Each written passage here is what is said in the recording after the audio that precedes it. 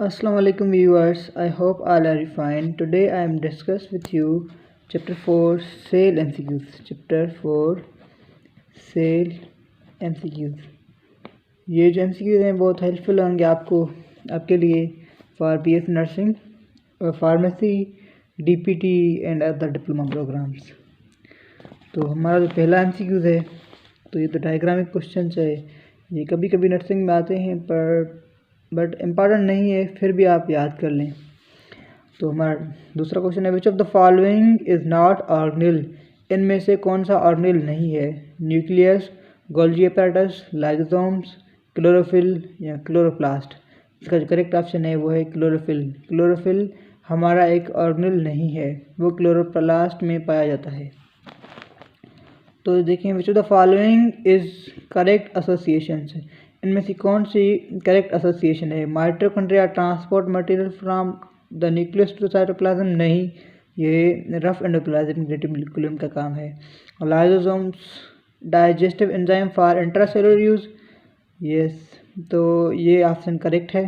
तीसरा पढ़ते हैं endoplasmic reticulum selective barrier for cell, नहीं, वो जो है प्लाज्मा मेम्ब्रेन का काम है। राइबोसोम्स ट्रांसपोर्ट इलेक्ट्रॉन चेन, नहीं, वो माइटोकॉन्ड्रिया का काम है। तो इसका करेक्ट ऑप्शन है वो है बी। तो पहले आप ऐसे करें कि जो ऑप्शन आपको करेक्ट इनकरेक्ट लग रहे हैं उनको आप एलिमिनेट कर दें, उसके बाद जो करेक्ट ऑप्शन है वो आप इजीली फाइंड आउट कर सकते हैं। और हमारा ये तीसरा MCQ, lymphocyte function is to. Lymphocyte का फंक्शन क्या है? इंगल्फ बैक्टीरिया, क्या बैक्टीरिया को इंगल्फ करते हैं। प्रोड्यूस हिस्टामाइन एंड हेपराइन, क्या ये प्रोड्यूस हिस्टामाइन एंड हेपराइन करते हैं। प्रोड्यूस एंटीबॉडीज, ये एंटीबॉडीज प्रोड्यूस करते हैं। या इनिशिएट ब्लड क्लॉटिंग, इसका जो करेक्ट ऑप्शन है वो है प्रोड्यूस एंटीबॉडीज। तो question number 10, which of the following is mismatched. इनमें से कौन सा मिसमैच्ड है? तो देखें हमें जो इनकरेक्ट अभी बताना है, तो जो हमने क्वेश्चन नंबर 3 डिस्कस किया था उसमें हमें करेक्ट फाउंड करना था, इसमें हमें अब इनकरेक्ट फाउंड करना है। नर्वस सिस्टम से रिसेप्शन कंडक्शन से इंटीग्रेशन इफेक्ट, बिल्कुल बात सही है। Option B skeleton system, posture, protection, locomotion, blood cell production, बिल्कुल बात सही है, क्योंकि ब्लड जो सेल प्रोडक्शन होती है वो हमारे बोन में होती है, वो भी स्केलेटन सिस्टम का ही हिस्सा है। C epidermis, support, integration, exchange, filtration, नहीं। डी देखें gastrointestinal systems, absorption, secretion, digestion, egestions, बिल्कुल सही है। तो इसमें जो हमारा मिसमैच है वो है option C. Question number 11, which of the following is not function of endoplasmic reticulum. इनमें से कौन सा एंडोप्लाज्मिक रेटिकुलम का फंक्शन नहीं है? लिपिड सिंथेसिस, बिल्कुल इसका फंक्शन है। ऑप्शन बी पॉइजन डिटॉक्सिफिकेशन, ये प्रॉक्सिसोम का काम है, ना ही कि एंडोप्लाज्मिक रेटिकुलम का। प्रोटीन सिंथेसिस भी एंडोप्लाज्मिक रेटिकुलम का काम है। एरोबिक रेस्पिरेशन भी इसका काम है। Store release of calcium ion, ये भी इसका काम है। Mitochondria are pass to an animal only by mother, ये जो है बहुत इंपॉर्टेंट एमसीक्यूज है। ये सिंध टेक्स्ट बुक में मेंशन है, एसटीपी में। तो एसटीपी में जो नोट पढ़ेंगे ना ओल्ड एसटीपी में, तो वहाँ पर आपको ये मेंशन किया होगा। Question number 13, the inherited impairment of haemoglobin production is called thalassaemia. जब हम inherited impairment of haemoglobin production से क्या कहते हैं? थैलेसीमिया कहते हैं। ये इंपॉर्टेंट क्वेश्चन है, मैचिंग क्वेश्चन, इसे थोड़ा ध्यान से कर लें क्योंकि ये बहुत बार रिपीट होता है, एमडीकेट में भी आया है ये। विच of the following is correctly match, अब हमें करेक्टली मैच बताने हैं। राइबोसोम का फंक्शन क्या है? राइबोसोम का फंक्शन है डिस्ट्रॉय फॉरेन पार्टिकल्स, नहीं। Convert cholesterol into vitamin D, ये किसका काम है? ये काम है हमारा स्मूथ एंडोप्लाज्मिक रेटिकुलम का, सही है। तो ई का जे, तो ये है ऑप्शन, देखिए ना, ये ऑप्शन सी है इनकी, फोकस करते हैं, ऑप्शन सी है। तो इसका जो करेक्ट ऑप्शन है वो है बी, करेक्ट ऑप्शन बी है और क्वेश्चन सी है। ये थोड़ा देख लें, सही है। मैं आपको थोड़ा कर देता हूँ। ई का जो है ना, ई का ऑप्शन है वो है जे, तो इसका साथ इसको मिला दिया। और प्राक्सिजोम का काम क्या है? डिस्ट्रॉय फॉरेन पार्टिकल्स, नहीं ये लाइसोसोम का काम है। सेंट्रियोल क्या करता है? फॉर्मेशन ऑफ एस्टर रे, तो ये इसका ही गया। और भी प्राक्सिजोम का क्या काम है? Detoxification of alcohol. तो सारे मैच हो गए। तो ऐसे क्वेश्चंस भी आते हैं, तो आप भी याद कर लें। उसके बाद है question number 15, which of the following statements are correct regarding to the nucleus. वो कौन से स्टेटमेंट हैं जो न्यूक्लियस के रिगार्डिंग करेक्ट हैं? ये आया था एनटीएस जिस वक्त मैंने टेस्ट दिया था उस वक्त ये सवाल आया था, मुझे बिल्कुल याद है। ठीक है। Store waste and other substances, नहीं। कंटेन जेनेटिक मटेरियल, बिल्कुल, न्यूक्लियस में जेनेटिक मटेरियल होता है। Help in cellular transport system, no. Control centre of cell, बिल्कुल यस। इसका करेक्ट ऑप्शन है वो है डी। तो which of the following features animal shares with plant, वो कौन से फीचर हैं जो एनिमल प्लांट के साथ शेयर करता है? इसका जो करेक्ट ऑप्शन है वो है सी, क्लोरोप्लास्ट प्लांट में होता है, एनिमल में नहीं होता है, बिल्कुल सही है। साइटोप्लाज्म एनिमल में भी होता है, प्लांट में भी होता है। न्यूक्लियस दोनों में होता है, और माइटोकॉन्ड्रिया भी दोनों में होता है। The approximate width of cell membrane is 10 nanometer. Most repeated MCQs of pharmacy के लिए मोस्ट इम्पोर्टेंट MCQs है ये, फार्मेसी में बहुत बार रिपीट हुआ है। जो फार्मेसी की तैयारी कर रहे हैं वो ये याद कर लें, क्योंकि ये रिपीट होता रहता है। डाव कर लें, जना कर लें, इन सब में ये MCQs रिपीट होता है। विच of the following is the character of mitochondria, वो इनमें से कौन सा जो है माइटोकॉन्ड्रिया करेक्टर है? A, they store proteolytic enzymes, no.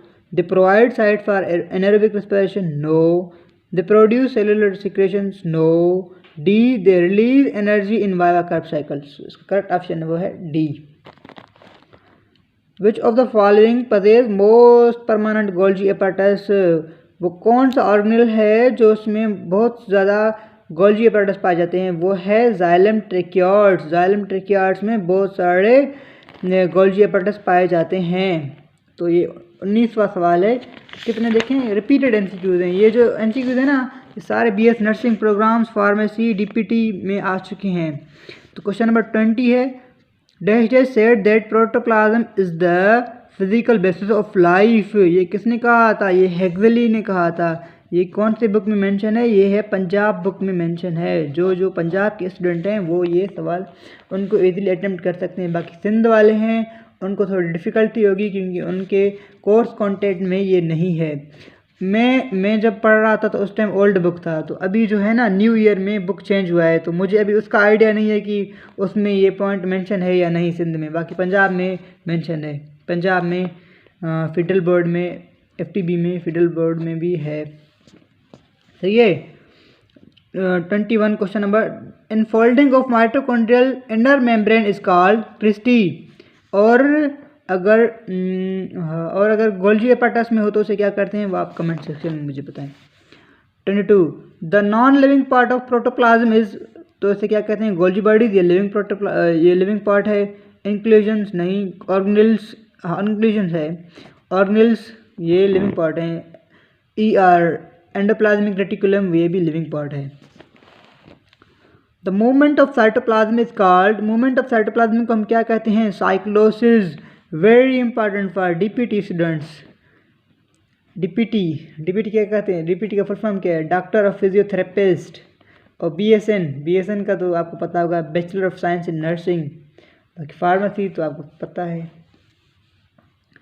Protein synthesis take place, protein synthesis कहाँ पर होता है? प्रोटीन सिंथेसिस जो होता है वो हमारे राइबोसोम में होता है। The shrinkage of protoplasm from cell wall under the hypertension solution is called plasmolysis. और प्लाज्मोलाइसिस का उल्टा क्या होता है? डीप्लाज्मोलाइसिस में क्या होता है? प्लाज्मा मेम्ब्रेन ब्रस्ट कर जाती है। यहाँ पर हाइपरटोनिक और हाइपोटोनिक में डीप्लाज्मोलाइसिस होता है, हाइपरटोनिक में प्लाज्मोलाइसिस होता है। Important MCQs for the student of DPT pharmacy and nursing. When solid particles are ingested by cells through plasma membrane, इसे हम क्या कहते हैं, फेगोसाइटोसिस. सॉलिड पार्टिकल, अगर लिक्विड पार्टिकल हो तो पिनोसाइटोसिस. एंडोमोसिस क्या कहते हैं, ये एक ऐसा प्रोसेस है जिसमें प्लांट सॉलिड या लिक्विड पार्टिकल को इंगल्फ करे. एक्सोमोसिस इसे क्या कहते हैं, इसमें प्लांट जो है प्लांट या एनिमल सेल क्या कहते हैं, स्पेशली एनिमल सेल क्या करते हैं, कुछ सीक्रेट आउट करते हैं, तो उससे हम कहते हैं एक्सोमाइसिस. 27 MCQs. The chloroplast contain subsectional amount of dash and are capable programming synthesis of some their new structural component.